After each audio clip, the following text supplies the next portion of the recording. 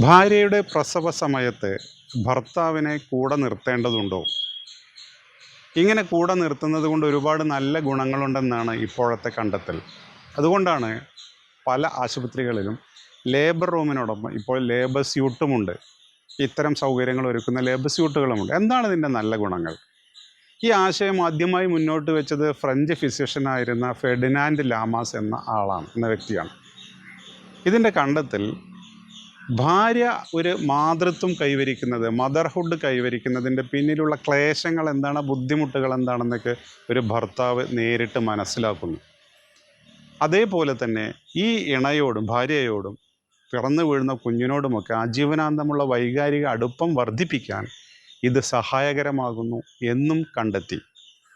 കുടുംബത്തിന് വേണ്ടി ഏറ്റവും അധികം കഷ്ടപ്പെടുന്ന ആൾ ഞാനാണെന്നാണല്ലോ സാധാരണ ഭർത്താക്കന്മാരുടെ ഒരു ധാരണ. എന്നാൽ ഒരു കുടുംബം എന്ന് പറയുന്നതിൽ, കുട്ടികളുണ്ടാകുന്നതിൽ ഒരു ഭാര്യ അനുഭവിക്കുന്ന പീഡനങ്ങൾ എന്താണെന്ന് ഒരു ഭർത്താവ് ഇവിടെ നേരിട്ട് കാണുകയാണ്.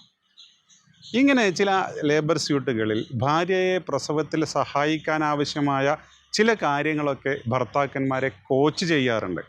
അങ്ങനെ അവരുടെ ഇടപെടലുകൾ കൂടി ഇതിലേക്ക് സ്വാഗതം ചെയ്യാറുണ്ട്.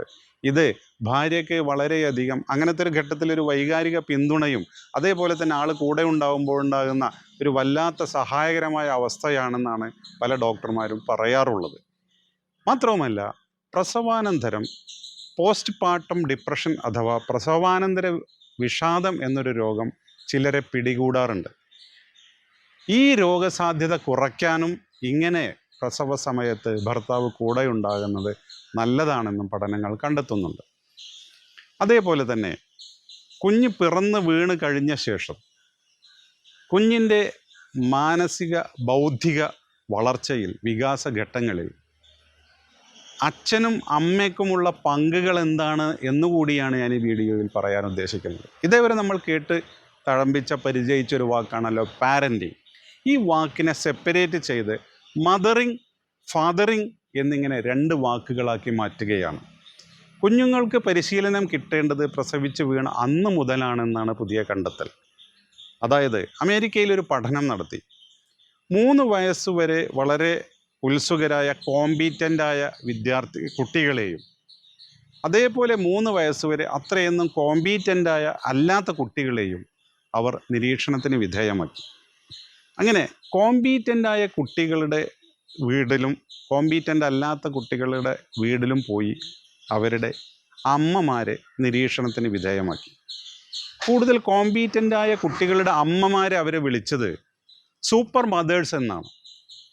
ഈ സൂപ്പർ മദേഴ്സ് കുഞ്ഞിൻ്റെ ആദ്യ നാളുകളിൽ തന്നെ കുഞ്ഞുമായി വളരെയധികം ഇടപഴകുകയും അതേപോലെ തന്നെ കുഞ്ഞിൻ്റെ ജിജ്ഞാസ വർദ്ധിപ്പിക്കുന്ന, കുഞ്ഞിൻ്റെ എക്സ്പ്ലോറേറ്ററി ആക്ടിവിറ്റീസിനെ സഹായിക്കുന്ന രീതിയിൽ ആദ്യ നാളുകളിൽ തന്നെ ചെറിയ രീതിയിലുള്ള വിദ്യാഭ്യാസം നൽകുന്ന രീതിയിലൊക്കെ ഇടപഴകുന്നവരാണെന്നാണ് ഇവർ കണ്ടെത്തിയത്.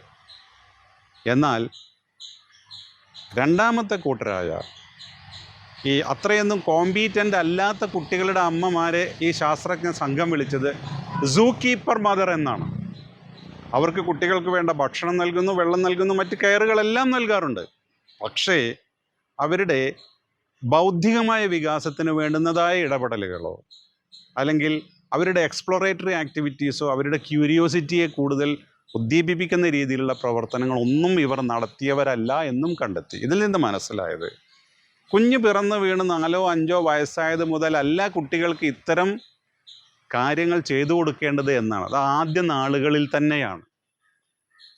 അതേപോലെ തന്നെ ഫാദറിങ് എന്നുള്ളത് ഒരു അമ്മ നൽകുന്നത് പോലെയുള്ള ശുശ്രൂഷയോ അതേപോലെ ബ്രസ്റ്റ് ഫീഡിങ്ങോ അതേപോലെ തന്നെ കുഞ്ഞിനെ കുളിപ്പിക്കലൊന്നും ആദ്യ നാളുകളിൽ അച്ഛൻ ചെയ്യാറില്ല. പക്ഷേ അച്ഛൻ്റെ റോൾ ഇവിടെ എന്താണ് എന്നുള്ളതാണ്. അച്ഛൻ എന്നുള്ളത് ഒരു പ്ലേമേറ്റാണ് കുട്ടികൾക്ക്. കുഞ്ഞ് ജനിച്ച ആദ്യ നാളുകളിൽ തന്നെ അച്ഛൻ്റെയും അമ്മയുടെയും സാമീപ്യം കുഞ്ഞ് വേർതിരിച്ചറിയുന്നുണ്ട് എന്നും പഠനങ്ങൾ പറയുന്നു. അതായത് അച്ഛൻ എപ്പോഴും കുഞ്ഞിൻ്റെ കൂടെ ഇരിക്കുന്നവനോ കിടക്കുന്നവനല്ല, പക്ഷേ അച്ഛൻ ഇടയ്ക്കിടയ്ക്ക് വരുന്നു, പോകുന്നു.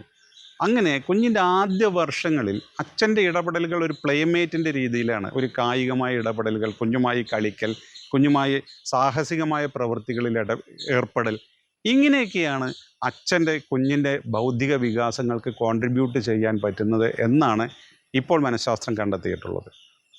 അതേപോലെ തന്നെ ഈ അച്ഛനും അമ്മയും കൂടി ചേർന്ന് ഒരു നല്ല ദാമ്പത്യം നൽകലാണ് പിൽക്കാലത്ത് ഒരു കുഞ്ഞിന് നൽകാവുന്ന ഏറ്റവും വലിയ സമ്പാദ്യം എന്നുകൂടി മനഃശാസ്ത്രം പറഞ്ഞു വയ്ക്കുന്നു.